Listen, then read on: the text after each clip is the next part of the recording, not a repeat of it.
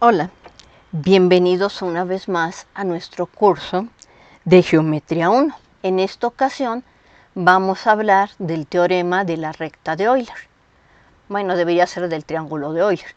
El matemático Leonhard Euler demostró en 1765 que el ortocentro, el baricentro y el circuncentro de un triángulo están alineados. Además, en el caso general, el incentro no forma parte de esta recta, formándose entonces con el incentro, el ortocentro, el baricentro y el circuncentro un triángulo. Esto lo hace en su artículo en una solución fácil a un problema muy difícil en geometría. La demostración que Leonhard Euler da en este artículo es completamente analítica. Bueno, esta recta no solamente tiene a estos puntos, también contiene a la circunferencia, al centro de la circunferencia de los 9 puntos, ya que atraviesa 9 puntos que tienen nombre propio, a saber, los 3 puntos medios de los lados del triángulo, los 3 pies de las alturas del triángulo y los 3 puntos medios de cada uno de los segmentos que unen los 3 vértices del triángulo con su ortocentro. Entonces, como tiene estos 9 puntos por lo menos, esta circunferencia se llama la circunferencia de los 9 puntos. Y la recta de Euler, pues entonces ya no solo contiene a estos 3 puntos, aquí ya tendría un cuarto punto, y se ha ido demostrando que contiene más puntos interesantes relacionados con el triángulo.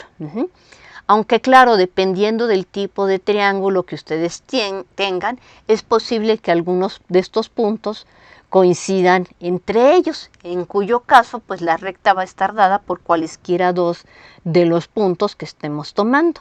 Y en el caso en que el triángulo sea equilátero, pues sabemos que las bisectrices, las mediatrices, las medianas y las alturas concurren exactamente en el mismo punto. Entonces, salvo el caso del triángulo equilátero en que no tenemos esta recta de Euler, en los demás casos, por lo menos con 2 de estos 3 puntos, vamos a tener una recta de Euler. Por lo que para esta parte, pues vamos a suponer que el triángulo que consideramos no es equilátero. Entonces, ¿cómo queda representada nuestra figura? Bueno, tenemos un triángulo ABC, que aquí hemos sombreado en color azul bajito. Tenemos los puntos medios, MA, el opuesto al vértice A, MB al opuesto del vértice B y MC, el opuesto al vértice C. El punto H es el punto donde se cortan las alturas, las rectas que determinan las alturas sobre los lados del triángulo del vértice A, el vértice B y el vértice C. P sub A, P sub B, P sub C son las proyecciones perpendiculares de cada vértice sobre el lado opuesto. Y es el punto donde concurren las bisectrices. G es el baricentro, el punto donde concurren las líneas que unen un vértice con el punto medio del lado opuesto, es decir, las medianas. Y O es el circuncentro, es el punto donde concurren las mediatrices, es decir, las rectas perpendiculares a cada uno de los lados que pasan por los puntos medios. Entonces vamos a respetar esta notación para la demostración de nuestro teorema. Entonces aquí el segmento OH es, bueno, este se denomina el segmento de Euler. Algo que se va a demostrar es que el baricentro siempre está en el segmento determinado por O y H. Claro que puede coincidir con alguno de ellos, según mencionamos anteriormente. Y además va a dividir a este segmento en razón 2 a 1. O sea, la distancia de H a G es 2 veces la distancia de G a O. Entonces, todo eso es lo que está afirmando el teorema de la recta de Euler. En todo triángulo no equilátero, el circuncentro, el baricentro y el ortocentro son colineales y además la distancia que hay de H a G como segmento orientado es el doble de la distancia de G a O como segmento orientado. La demostración que se va a hacer en este momento es en la geometría euclidiana, no nos vamos a meter al plano extendido, aunque se puede hacer en el plano extendido y aplicar entonces el teorema de Cheva. Pero vamos a hacerlo ahora una demostración muy clásica que no es la que dio Euler. Ya les dije, la que dio Euler es usando álgebra, es una demostración completamente analítica de este problema. Vamos a hacer una demostración clásica usando lo que hemos visto de geometría en las unidades anteriores. Entonces vamos a prolongar la recta OG hasta un punto P, de manera que la distancia del punto G al punto P sea la distancia que hay del punto O al punto G. ¿Qué queremos mostrar? Pues queremos demostrar que el punto P y el punto H coinciden. Entonces vamos a ver qué necesitamos hacer para lograr esto.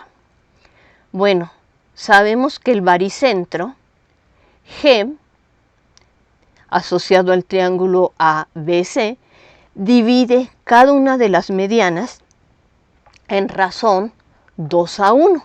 ¿Esto qué significa? Que AG es 2 veces GMA y por lo tanto de P a G es 2 veces la distancia que hay del punto G al punto O. Y también sabemos que el triángulo PGA es semejante al triángulo OGMA. ¿Sí? Entonces, estos dos triángulos resultan ser semejantes. ¿Por qué? Porque tienen iguales los ángulos opuestos por el vértice y sus lados OG, GP y MAG, GA son proporcionales y están en la misma proporción, ¿sí? Entonces AG es 2 veces GMA, PG por construcción es 2 veces GO. Pero si estos triángulos son semejantes, pues también los otros lados son proporcionales, no solo estos, es decir, OMA es la mitad de AP y los ángulos correspondientes también son proporcionales. Entonces, esto nos está diciendo que el ángulo PAG es igual al ángulo GMAO y que el ángulo MAOG es igual al ángulo GPA. ¿Ok? Entonces vamos a usar aquí que el ángulo PAG es igual al ángulo PAG es igual al ángulo GMAO, este que está marcado con rojo, igual a este que está marcado con rojo. Pero si estos dos ángulos son iguales, pues entonces estas dos rectas, la OMA y la AP, que están cortadas por la misma transversal, que es la AMA, como forman ángulos alternos internos iguales, estas rectas OMA y AP son paralelas. Bueno, pero si estas dos rectas son paralelas, como la recta OMA es perpendicular a la recta BC, pues también la recta AP es perpendicular a la recta BC. Entonces aquí lo que se está concluyendo es que la recta AP resulta ser perpendicular a la recta BC. Ahí está P. Queremos ver que P y H coinciden, es decir, que P no solamente está sobre la recta APA, sino que también está sobre las rectas BPB y CPC. Bueno, de una manera análoga se demuestra que el triángulo PGB es semejante al triángulo GMBO, porque nuevamente los ángulos opuestos por el vértice son iguales y los lados que comprenden a este ángulo opuesto por el vértice son proporcionales, están en la misma proporción. Por ende, tenemos que el lado BP es perpendicular a la recta AC. Y por definición, estos dos lados, el BP y el AP subíndice, el AC, se están cortando en el punto donde se proyecta perpendicularmente el lado BC sobre el lado AC. Luego entonces, ¿qué podemos concluir de aquí? De aquí se concluye que las rectas BP y AP son alturas, son dos de las tres alturas del triángulo ABC, pero sabemos que las tres alturas del triángulo ABC concurren en el mismo punto, que es el ortocentro del triángulo. Entonces aquí P no le queda otro remedio que coincidir con el ortocentro H del triángulo. Entonces este punto P estaba en la recta OG. Conclusión, H está en la recta determinada por O y G, de donde O, G y H son colineales. Y por construcción, PG es dos veces GO, es decir, HG es dos veces GO, con lo que concluye la demostración de este teorema. A los puntos medios de los segmentos que unen los vértices del triángulo ABC con el ortocentro, que vamos a estar denotando MH, el que está sobre la recta H, MBH, al que está sobre la recta BPB, y MCH, al que está sobre la recta CPC, medio de A y H, medio de B y H, medio de CH, se les denomina los puntos de Euler. Y este triángulo se denomina el triángulo de Euler asociado al triángulo dado ABC. Ah, caray. Entonces este es punto medio, este es punto medio, este es punto medio. De este lado, entonces fíjense ustedes ahora que el triángulo HMAMC